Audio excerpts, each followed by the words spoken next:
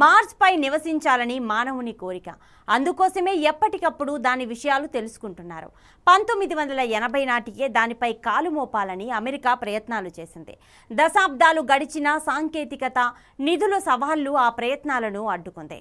ఈ ఏడాది అత్యున్నత సాంకేతికత కలిగిన rocket pulsed plasma rocket పీపీఆర్ను రూపొందించడానికి నిధులు సమకూర్చుకున్నామని నాసా తెలిపింది. దీనిలో 2 నెలలు ప్రయాణిస్తే మార్స్ అంటే అంగారక గ్రహాన్ని చేరుకోవచ్చు. ఇంతకు ముందు దీనిని చేరడానికి 7 నెలలు పట్టేది. హౌవే అత్యాధునిక సాంకేతికత దీని ప్రయాణ సమయాన్ని చాలా వరకు తగ్గించగలిగిందని నాసా తెలిపింది. మార్స్ ప్రయాణ ఏర్పాట్లపై మరిన్ని వివరాలు తెలుసుకుందాం.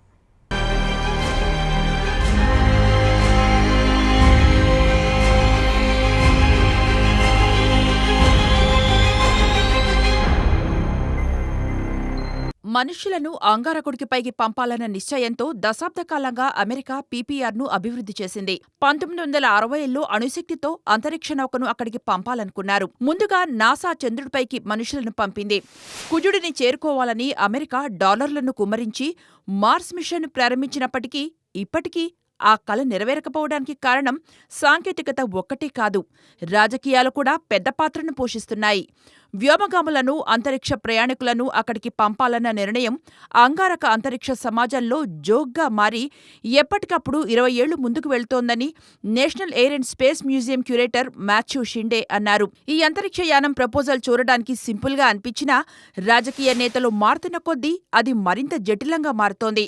అమెరికా ఎందుకు మార్స్ గ్రహంపైకి రోబోట్లను కాకుండా మనుషులను పంపడం లేదని చాలా మంది ప్రశ్నిస్తున్నారు. ఒక్క పర్యటన మధురమైన అనుభూతిగా మారుతుందని వారి ఊహ.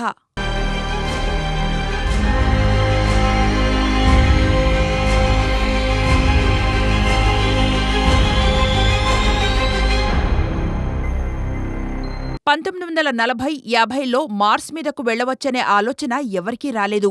రెండో ప్రపంచ యుద్ధంలో నాజీ పార్టీకి చెందిన వోన్ బ్రౌన్ అనే వ్యక్తి V2 మిజైళ్లను రూపొందించాడు.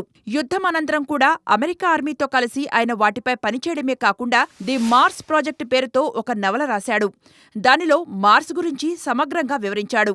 ఇందుకోసం 260 రోజుల ఊహాజనిత మిషన్ను రూపొందించాడు. దీనిని 1985లో 10 అంతరిక్ష నౌకలతో 70 మంది సిబ్బందితో పంపాలని ఆయన అనేక లెక్కలు రూపొందించారు. దీనికి ప్రాజెక్టు ఓరియన్ అని పేరు పెట్టారు. దీనిని అభివృద్ధి చేయడానికి 12 ఏళ్ల కాలం $100 మిలియన్ ఖర్చయింది. దీనిలో 150 మంది ప్రయాణించవచ్చు. మార్స్ పైకి 1965 నాటికి, శనిగ్రహంపైకి 1970 నాటికి వెళ్లాలన్నది అప్పటి లక్ష్యం. 1963లో వారికి నిధుల కొరత సమస్య రావడంతో మరో ఏడాదికి మిషన్ను వాయిదా వేశారు.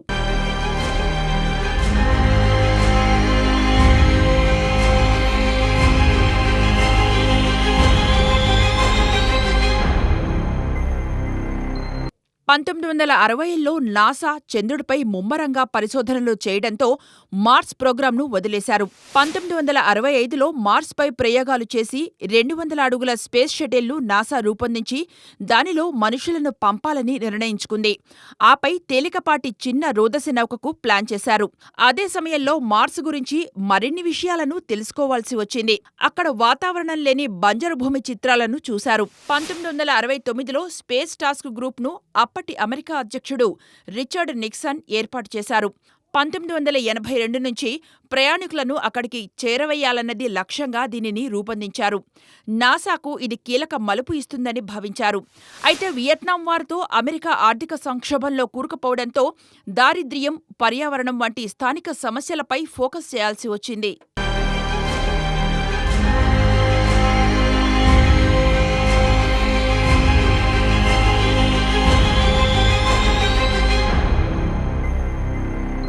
(1980లో అమెరికా అధ్యక్షుడిగా ఉన్న రొనాల్డ్ రీగన్ వచ్చే 50 ఏళ్ల అంతరిక్ష యాత్ర కోసం national commission on space to ఎన్విషన్ను రూపొందించారు.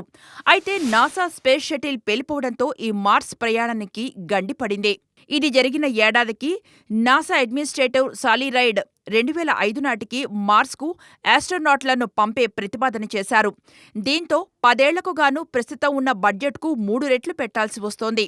ఇది భారంగా మారడంతో మార్స్ యాత్రకు అంతరాయం ఏర్పడింది.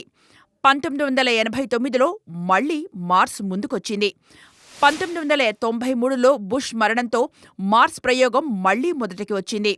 1990లో మార్స్ ప్రేమికులంతా అక్కడ కాలు పెట్టాల్సిందే అన్నారు. మనుషులు శాశ్వత నివాసం అక్కడ ఏర్పాటు చేసుకోవాలన్న సంకల్పంతో 1993లో రోబోటిక్ ప్రోబ్ మార్స్ అబ్జర్వర్ను పంపారు. ఆ దశాబ్దంలో మానవరహిత రోదసిని పంపి అక్కడి నుంచి ఫోటోలను సేకరించారు. ఆపై 2 ఏళ్ల తర్వాత మార్స్ ధృవాల దగ్గరకు మరో 2 స్పేస్ షిప్లను పంపారు.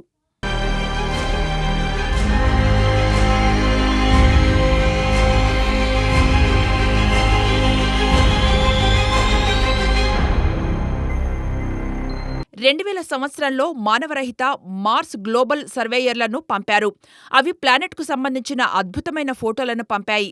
2 ఏళ్ల తర్వాత 2 స్పేస్ క్రాఫ్ట్లు మిస్ అయ్యాయి. 2010 నాటికి private space company space X కూడా జత కలిసింది. ఆ కంపెనీ ఫౌండర్ ఎలాన్ మస్క్ 10 ఏళ్లలో అంటే 2016 నాటికి అంతరిక్ష యాత్రికులను తీసుకువెళతామని ప్రకటించారు. ఆపై 2029 నాటికి, తర్వాత 2050 నాటికి తప్పకుండా అక్కడకు ప్రయాణాలను చేపడతామన్నారు. ఏది ఏమైనా 2030 నాటికి అంగారక గ్రహానికి మనుషులు ప్రయాణిస్తారన్నారు. అయితే అంతరిక్షయానంలో చంద్రుడికి మొదటి స్థానం ఇస్తున్నారు. ఆ తర్వాతే అంగారక గ్రహం అని వాదించేవారు లేకపోలేదు. అంతరిక్ష యాత్రికులు రేడియేషన్, చర్మానికి హాని చేసే గ్రహధూళిలపై అవగాహన కలిగి ఉండాలి.